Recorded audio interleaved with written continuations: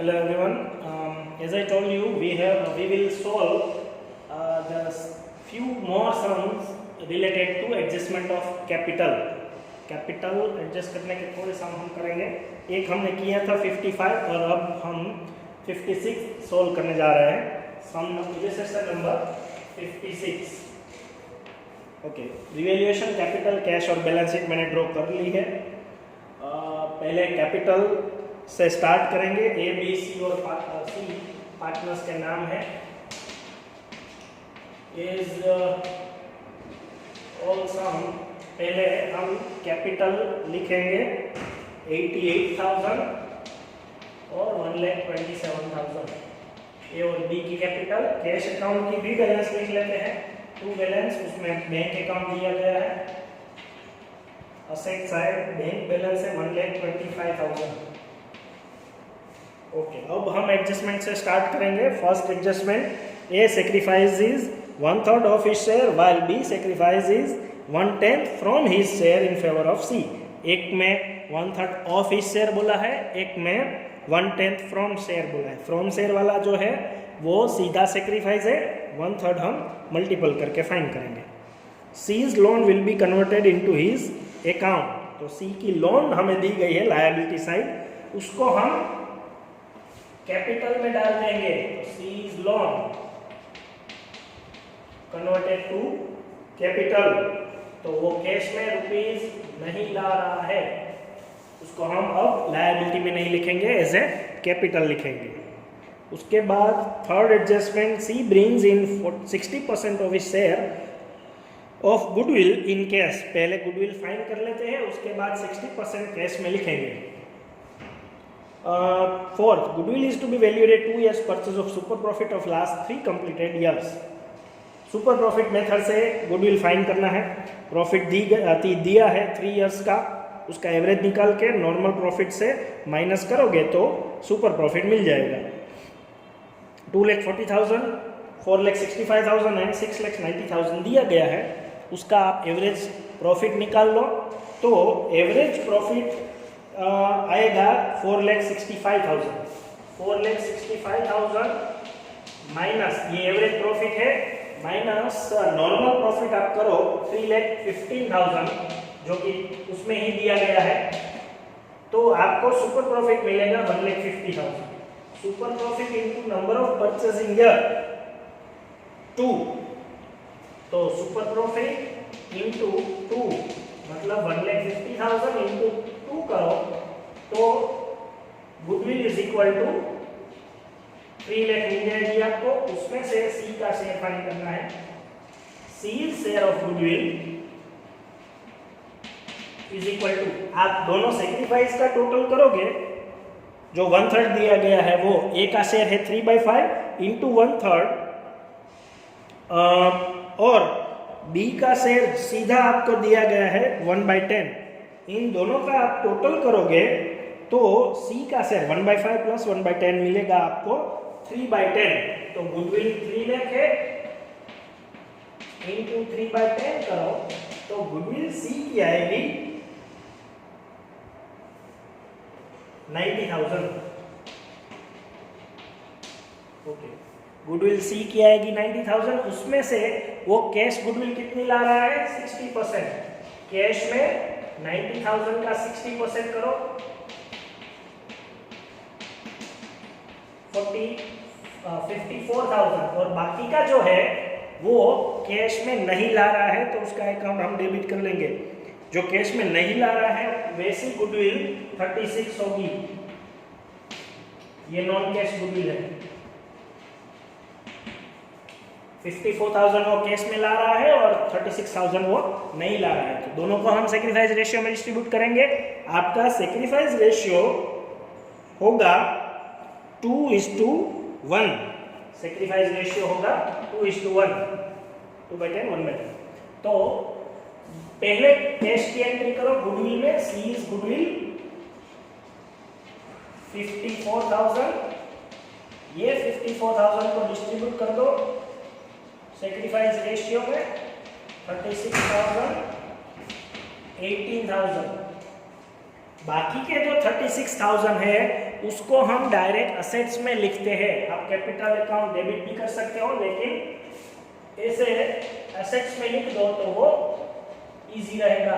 Current account करके लिखते हैं हम, आपको याद ही होगा वो 36,000 को करंट अकाउंट करके डेबिट लिखते हैं। वो 36,000 भी इसमें सैक्रिफाइस रेशियो में डिस्ट्रीब्यूट करेंगे।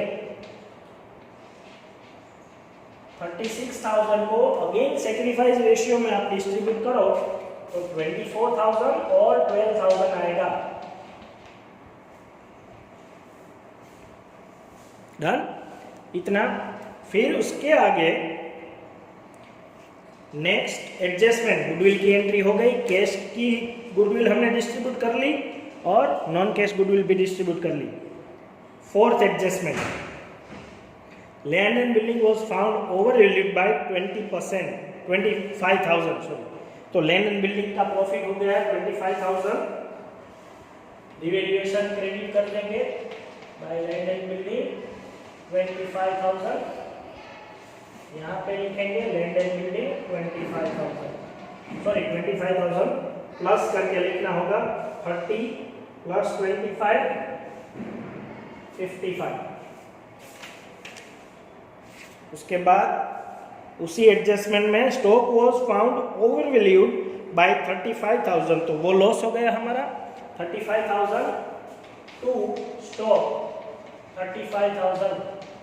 वो जो लॉस है वो स्टॉक में से हम माइनस करेंगे। स्टॉक की वैल्यू है 1,50,000, तो उसमें से ये 35,000 माइनस कर दो तो 1,15,000 स्टॉक की वैल्यू लिखेंगे। और वैल्यू है तो माइनस कर दिया। Provision for doubtful debts is to be made equal to 5% on debtors. Debtors है 50,000, उसके ऊपर प्रोविजन रखना है हमें माइनस प्रोविजन। तो प्रोविजन अब रखना है हमें 5%, तो 50,000 का 5% 2,500, 47,500 आउट करना। तो अब हम कंपेयर करते हैं प्रोविजन है कितना। ऑलरेडी 5,000 रखा हुआ है, हमने प्रोविजन डिक्रीज किया तो हमारा प्रॉफिट है by provision 2,500। Okay, fifth adjustment पूरा हो गया। सिक्स्थ देखो, claim on account of workman compensation is 5,000। तो पहले आउटस्टैंडिंग क्लेम लायबिलिटी में लिख देते हैं, क्लेम 5,000। अब कंपेयर करो बैलेंस शीट में, बैलेंस शीट में लायबिलिटी साइड हमारे पास रिजर्व 10,000 पड़ी थी, उसमें से अगर आप 5,000 पे कर दो तो बाकी की रिजर्व हम डिस्ट्रीब्यूट करेंगे पार्टनर्स में ओल्ड रेशियो में। ओल्ड रेशियो 3:2 है, 5,000 को डिस्ट्रीब्यूट करो तो 3,000 और 2,000 होगा। 10,000 में से 5,000 हमने पे कर दिए, 5,000 हमने डिस्ट्रीब्यूट कर दिए। उसमें ही आगे an unrecorded accrued income of 5,000 is to be accounted. तो वो हमारा प्रॉफिट है बाय एक्रूड इनकम 5,000। और ये हमारी रिसीवेबल है, तो रिसीवेबल असेट साइड लिखेंगे हम 5,000। उसके बाद debtors whose dues of 25,000 were written off as a bad debts paid 20,000 in full settlement। एक पहले 25,000 का डेटर्स था, उसने हमें बेड डेट्स मतलब बेड डेट्स हमने राइट ऑफ कर दी थी, लेकिन अब वो 20,000 दे रहा है तो वो हम as a profit bad debts return करके रिवैल्यूएशन क्रेडिट लिखेंगे। और ये हमें कैश रिसीव हुई इसलिए कैश अकाउंट में लिखेंगे बेड डेट्स रिटर्न या फिर bad debts recovered 20,000। Last adjustment जो कि ये पॉइंट है कैपिटल एडजस्ट करने का, capital accounts of the partners to be readjusted on the basis of C's capital in their profit sharing ratio. Any excess और deficiency be adjusted by payment और receive of amount. नए partner के base के ऊपर से दोनों की capital adjust करनी है न्यू रेशियो में। तो उसके पहले हमें न्यू रेशियो चाहिए होगा। आप कैलकुलेट करो ओल्ड माइनस सेक्रीफाइस, तो न्यू रेशियो आएगा 433। आपको जो सेक्रीफाइस की इंस्ट्रक्शन दी गई है उसके हिसाब से आप काउंट करो, कर लेना, तो 433 आएगा। A B C 433। तो उसके हिसाब से अगर आप काउंट करो तो ये जो सी है उसकी कैपिटल 1,50,000 है। इसके बेस के ऊपर से तीनों की कैपिटल एडजस्ट करनी है। अगर सी का शेयर 3 है तो उसने कैपिटल रखी है 1,50,000। तो अगर बी का शेयर भी 3 है तो उसको भी कैपिटल रखनी होगी 1,50,000। तो ए का शेयर 4 है तो कितनी रखनी पड़ेगी? 1,50,000 इंटू 4/3। तो उसको कैपिटल रखनी होगी 2 लाख।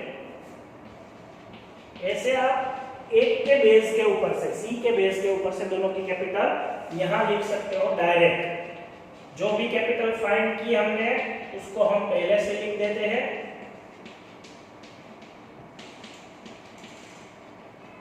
ओके, हो गया। सारे एडजस्टमेंट हमने सोल्व कर लिए। अब असेट साइड जो भी एंट्री बाकी हो, लायबिलिटी साइड जो भी एंट्री बाकी हो वो हम एज इट इज लिखेंगे। Goodwill, capital account, debit side हम डिस्ट्रीब्यूट कर लेते हैं ओल्ड रेशियो में। गुडविल है 5,000, ओल्ड रेशियो में डिस्ट्रीब्यूट करो तो 3,000 और 2,000 होगा। उसके बाद लैंड एंड बिल्डिंग आ गया।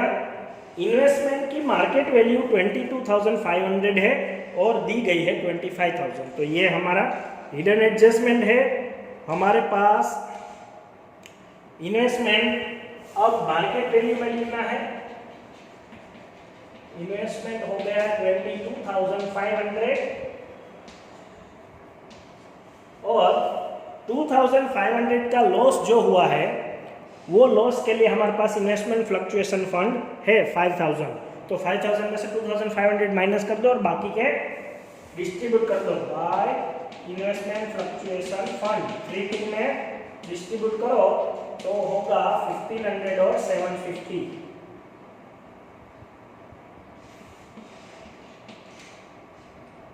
सॉरी 750 नहीं आएगा।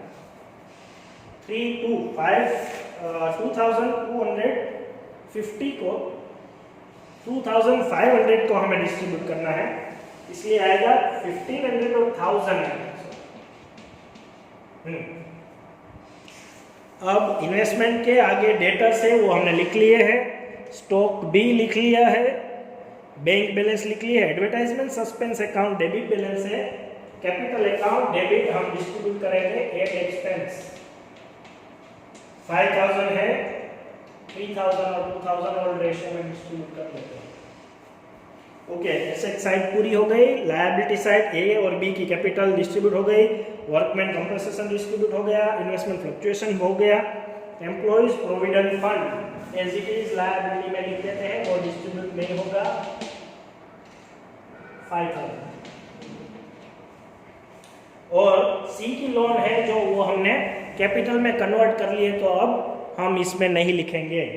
आपको सिर्फ अब टोटल करना है। सारी एंट्री हो गई, एडजस्टमेंट भी हो गए। रिवैल्यूएशन का आप टोटल करो, रिवैल्यूएशन में बैलेंस निकलेगी 70,500। इसको हम डिस्ट्रीब्यूट करेंगे टू डिविजिबल प्रॉफिट।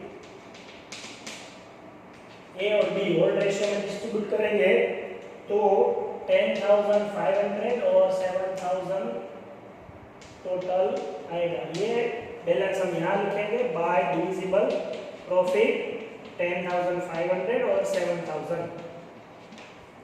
अब यहाँ पे हम बैलेंस निकालेंगे। अब अगर आप पहले से बैलेंस लिख लेते हो ये 2 लाख और 1,50,000 कैपिटल की, तो आपको देखना पड़ेगा कि कौन सी साइड ज़्यादा टोटल है। तो ए का ही टोटल डेबिट साइड ज़्यादा हो गया, तो यहाँ बैलेंस निकलेगी 43,000। इसमें आपको बोला गया है कि बाय पेमेंट्स और रिसिप्ट एडजस्ट करनी है कैपिटल लास्ट एडजस्टमेंट में।